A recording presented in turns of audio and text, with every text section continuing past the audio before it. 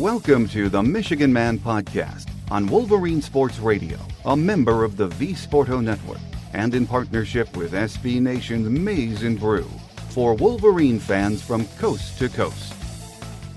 Go Blue and welcome to the show. I'm your host, Mike Fitzpatrick.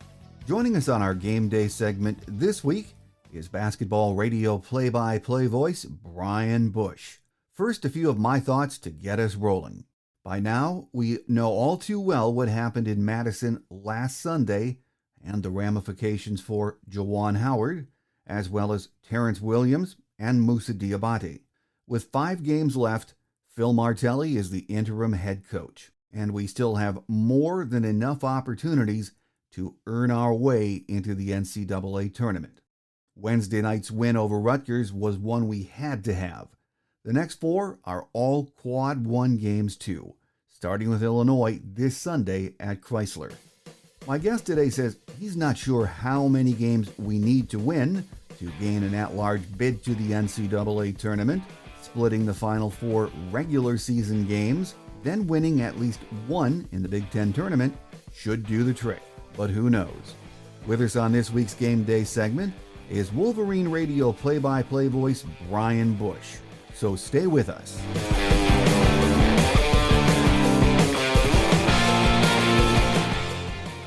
Here with us once again on the Game Day edition of our show is Michigan Radio play-by-play voice Brian Boesch. Great to have you back with us, Brian. Glad to be here, Mike. Thanks so much for having me. Well, we are coming down that stretch road in the college basketball season, Brian, and coming off a nightmare this week, actually, from that Wisconsin game over the weekend. And it could have gone south on Michigan really fast in that Rutgers game, I thought, on Wednesday night. But maybe once again we learned something about the character of this Michigan team, because that was a gritty performance and win on so many levels, wasn't it? Yeah, it was. And, for this team, I think they understood coming into that game against Rutgers that they were shorthanded. I mean, they're without their leader. They're without 2 key cogs in their rotation, including a starter. And listen, there are plenty of avenues still for Michigan to get some big wins. But, on paper, Rutgers at home was probably the easiest known game the rest of the way. That doesn't mean it was an easy game. Rutgers had a heck of a run. They've been knocking off ranked teams pretty regularly this month. But, if you want to get yourself back into the NCAA tournament, that's a game you probably have to win almost no matter what, right? And Michigan certainly had some adversity. But I thought the effort level, the engagement, the leaders really needing to step up. You had your 3 big minutes guys go 40, 39, and 38 minutes in Brooks, Dickinson, and Houston. So guys understood the task at hand. They understood the importance of that game, and man, did they deliver. Well, there's no question about that. And I thought it was also interesting watching Coach Martelly Wednesday night. He went back to his St. Joseph's game day routine and stood the entire game, which was pretty cool to see, wasn't it? The whole storyline around Coach Martelly was pretty fascinating. I mean, I think it's interesting because, how often does a coaching change at a mid-major level? And obviously, St. Joseph's has always been a pretty well-known program, and that had a lot to do with Phil Martelly. But how often does a move like that really have ripples throughout college basketball? I mean, that was a big-time topic when it happened. Of course, Michigan fans probably never would have guessed when it did happen that, John Beilein would go to the NBA. Michigan would bring in Juwan Howard. Phil Martelly would come in as the, an assistant, ultimately as the associate head coach. But for him, he'll never talk about it himself. I've always marveled at Coach Martelly's ability to raise everyone else and hype up everyone else around him. And whether that's been Coach Howard when Phil has been the number 2 on the bench, or you heard it after the game on Wednesday about how much he praised Howard Isley and Sadi Washington. I mean, he really knows how to talk up people around him. And, it's just a sign of a guy who understands the big picture. He had plenty of things that he understood about the role he was in on Wednesday and will be in for the next 4 games. But, you have to be pretty impressed with how he handled it. Really, it's the comparison I've made the last few days is he's the best backup quarterback in the league, right? You can't have a better option in this situation. You don't want to be in this situation. You want your head coach to be there. But if not, I don't think there's any team, maybe in America, that's more well prepared for that than Michigan. I think you are very right on that point. Well, we knew heading into the Rutgers game we would be without Moussa Diabate and Terrence Williams, but the young guys like Kobe Buffkin, I thought, and Frankie Collins, along with our starters that you talked about earlier, giving us big minutes, the young guys really stepped up, and Brandon Johns was another one. His hustle moments were outstanding, weren't they? Yeah, I mean, Coach Martelly told us in the post-game radio interview that the play of the game was that Brandon Johns 50-50 ball early in the second half that prompted a foul on Paul Mulcahy. I mean, if you didn't pay a whole lot of attention to Rutgers basketball between the two meetings, in the first meeting, Paul Mulcahy was pretty far down the scouting report, whereas for Wednesday night, I mean, he's been an all Big Ten performer in the last month plus. Mulcahy's been tremendous, and he didn't get to double figures for the first time in almost a month. He was in foul trouble all night, and that was just kind of the story of the game for him. Now, if Paul Mulcahy doesn't get into foul trouble, does Rutgers win that game? Probably not, but boy, it's a heck of a lot closer down the stretch. And those are the things for Brandon Johns. I mean, he had a couple of bad shots, not in terms of taking them, just in the result. I mean, he had an air ball on a baseline jumper. The confidence just isn't quite there, and he's a young man who's talked about that a lot. But for him to take all of that away and make that type of a play, it's those are the ones that don't show up in the box score. You'll look at his numbers and go, okay, he played 20-ish minutes, he put up a couple points, but what impact did he really have? You wonder how different that game plays out if that one play doesn't get made, and it's easy to dismiss that and focus on the other players, and certainly plenty of guys from Michigan deserve that credit from Wednesday night. But Martelly and this coaching staff have talked about with our bench options, we just need to really highlight and focus on the great things that they do. Try not to worry so much about the things they're not doing right now. They're not scoring a whole lot. The starters have had to play a lot of minutes, but really highlight the things that do, because that can build a foundation for more production coming from the bench. And I think you saw that with a couple of guys like John, like Kobe Buffkin on Wednesday night. Well, Rutgers, as we knew heading into that game, they had really been playing some good ball lately, and I like watching them. They are really an improved team over last year. Any way you cut it, though, that was, when you look at the schedule we have left, it was a huge win in the end, wasn't it? Yeah, and it's interesting, too. Terry and I were talking about it on the broadcast, listen, Michigan is still mathematically alive for a share of a Big Ten championship, but it's probably just going to be too difficult in terms of, how many teams are in front of them. But, when you look at the standings, I mean, Michigan can climb a pretty decent amount within the Big Ten because, in that gap of 4 to 7, I guess now 4 to 8, because Michigan's in that kind of that three-way logjam at 6 through 8. But in that grouping, they, including Rutgers, play everybody during that stretch. They play Iowa, they play Ohio State, they play Michigan State, they play Illinois. So that makes it a very difficult stretch run, to be sure. But all but one of those games are at home. Michigan has their opportunities. I mean, they're still in the mix, although it's going to be tough for a double bye. And at the very least, you give yourself a real opportunity to set yourself up for a run come Indianapolis in the Big Ten tournament. I've always, where I've kind of stood on this, it's tough to say, okay, well, how many wins does Michigan need to get into the NCAA tournament? Who knows, right? Mm-hmm. Because you don't know how some of these potential two-bid mid-major leagues are going to shake out. You don't know how some of the power conferences, could you have, like last season, a Georgetown and Oregon State make a run in their conference tournament and gobble up an extra bid. But I will say, the one thing I think this team would really struggle with is if they go one and done in Indianapolis. Now, if they win all 4 of these regular season games and then lose, okay, they're going to be fine. But if you finish with this stretch at 2-2 or even 3-1, but then get upset by a team like a Penn State, a Maryland, something like a Northwestern who almost beat Michigan earlier this year, if you lose that first game in Indianapolis, it's going to be a very nerve-wracking time no matter what these last few games are like. And what Michigan can do here to try to set themselves up for, a sustained run at the Big Ten tournament will go a long way in helping them with that process, because Listen, we don't know what the magic number will be. You look just up the road. I think a lot of Michigan State fans thought that their win over Michigan was going to be enough to get them not just in, but outside of Dayton.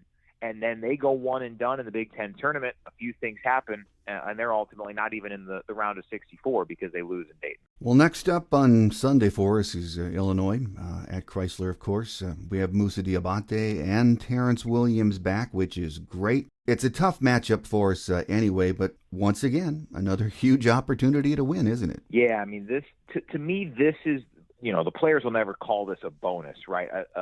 Hey, if you get it, great. If you don't, it's not the end of the world. But this on paper is the toughest game the rest of the season. And maybe the Ohio State game, and obviously Ohio State just knocked off Illinois. But on the road, I think it's a lot more, hey, it's a tough place to play. It's a road game, et cetera. This feels like a great opportunity to secure what would not quite be as impressive on the resume as the win over Purdue, but it'd be pretty close because obviously Illinois is a great team and they're contending in the Big Ten again. They're going to be, probably a top 4 seed come tournament time. If you can get the job done at home, earn that victory, it would be probably this team's second best win, certainly to this point on the resume. So for this ball club, it's very much a winnable game. It's not an easy game by any stretch, but I think we're all looking forward to finally seeing that long-awaited rematch between Kofi Coburn and Hunter Dickinson. Didn't get a chance to see that last month in Champaign. Now we'll get an opportunity here coming up on Sunday. Well, Brian, Michigan 15-11 heading into Sunday's game with Illinois, and we have the 4 games left. And as you talked about, it's hard to pin down what is that magic number for Michigan. But when you look at it again with 4 games left, you wouldn't think we could lose all 4 of those games and go 15-15 into the Big Ten tournament. We'd probably have to win out in the tournament then at that point to get to the big dance, wouldn't we? Yeah, I mean, 0-4 would be, that would be a really, really tough, and I'm with you. I don't see that happening. 1-3 certainly puts you in a spot where you probably have to at least get to the championship game. And 2-2 is where it's fascinating. 2-2, I think, Michigan would then have a handful of quad 1 wins. They certainly would not have a very pretty record going into the postseason. I do think that if they can finish 3-3, so it's 2-2 in the regular season, and then win 1 game in Indianapolis, I think that's enough. But again, that's where you are very much leaving yourself susceptible to the whims of college basketball and conference tournament week, where anything can happen, and a committee where, listen, we can all look at bracketologists and see who the top rated ones are, but we all know that there's always that team or two where you just scratch your head and go, wait a minute, how is that team in and how is that team out? And let's face it, I mean, if Michigan's sitting there after a 3-3 run, then Michigan would be 18-14. That is traditionally not the type of record that gets you into the tournament. Now, that means nothing, right? That means absolutely nothing. It's about the true inner workings of those wins and of those losses. But 18-14 is a little bit of an eyesore to see on a bracket compared to some of the other ones that you'll watch on Selection Sunday. So, 3-3 probably gets it done, but it's nerve-wracking. If you get 4 wins, I don't see how there's any way they keep Michigan out. So to me, 3 probably is good. 4 definitely is good. And if Michigan can do that, then they can, I think, rest easy going into Selection Sunday. And, hey, maybe get greedy and try to get 5 or 6. Who knows? Oh, absolutely. It's been an interesting year, Brian, once again in the Big Ten. Right now, and this is a tough question, I know, but how many teams from the conference do you think have a good chance of making it into the NCAA tournament? Yeah, I mean, I think at this point, I think the Big Ten can feel safe in believing that 8 will get in.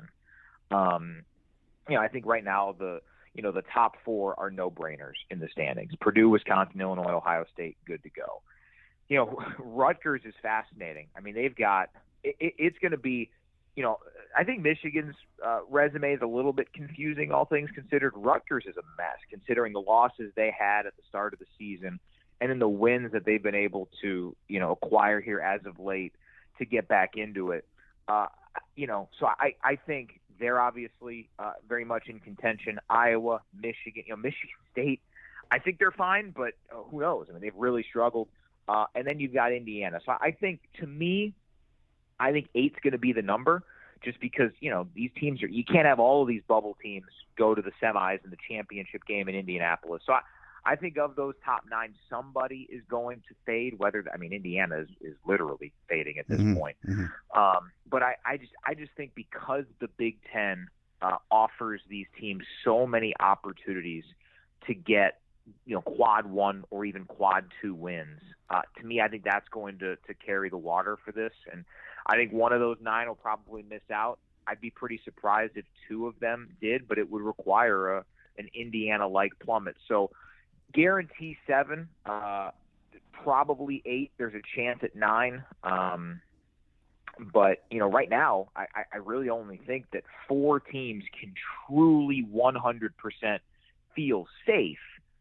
But, I think there are plenty of teams that they're just going to have opportunities to where if they just split, the quality wins tends to be where the committee leans more than anything else. Well, Brian, final question before we let you get away then. As we've been discussing, and all fans know, it is a huge 2-week stretch ahead for Michigan basketball. Let's say we don't pull it together and get that NCAA bid. Would, in the end, this be considered a huge setback for Michigan basketball and Juwan Howard? I think in the context of this season, it would be a really disappointing campaign, of course.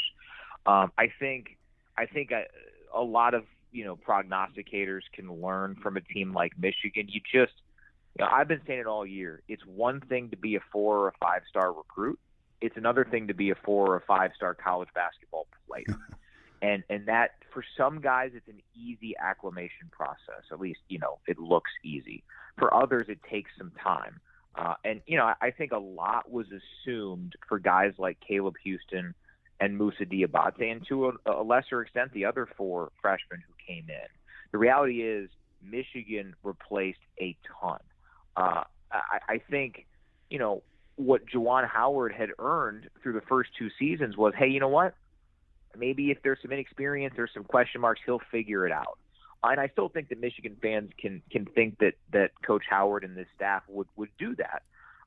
But, you're not going to see a team like Michigan had coming into this season be ranked in the top 10 again.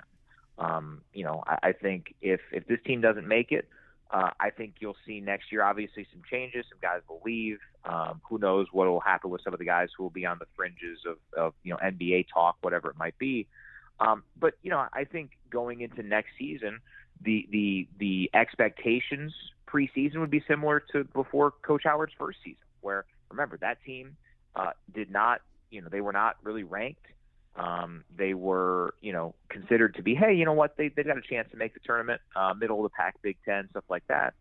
And it came around down the stretch that season, and who knows what would have happened when they would have been seeded, 6th or 7th in the NCAA tournament before COVID. So, I don't think it's necessarily this huge, it'd be this huge black eye on the program and would set it back by any stretch of the imagination. But, it certainly would. It's a whole lot different when you can get into the tournament and just let it ride from there, versus, not getting your team in after starting the season in the top 10. So, hopefully this team doesn't have to worry about that, but I don't think it would have any sort of long-term effects. Let's face it, it's very difficult, for programs to make the tournament every single year. I mean, remember this time last year, Duke and Kentucky and, interestingly, UCLA, right? Like they were either out of the tournament or fighting like heck to get in. A team like UCLA is that example of what happens. Just find your way in, and you never know what can happen from there. But, good programs bounce back. And I think Michigan has established itself as a good program. So I don't worry about the long-term ramifications. But certainly if they don't make the tournament this season, then this season would be a very big disappointment for the program, just as much for the fans. Well, as we've been discussing, we have a lot of opportunities in the next couple of weeks to get into that big dance. So it is going to be a nail-biter, I'm afraid, for Michigan fans, and a lot of stress, but a lot of fun, too. With us here on our game day edition of the show this week has been Michigan radio play-by-play voice Brian Boesch. Brian, as always, a pleasure to have you on the show, and keep up the great work, and we look forward to that next visit. I appreciate that, Mike. All the best.